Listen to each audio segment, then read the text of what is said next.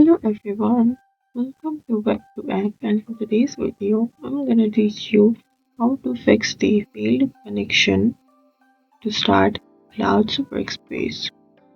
So this issue usually happens due to browser problems, connection issues or temporary server errors. Firstly, we should try refreshing or reopening the website. If it still does not work, just make sure that our internet connection is stable. If it is still not working, you can delete your browsing data,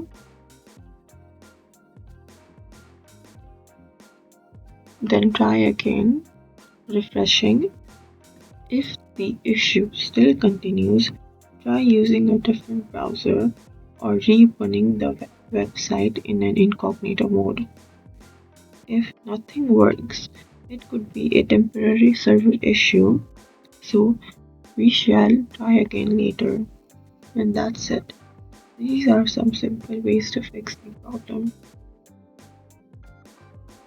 Thank you for watching and follow for more tutorials.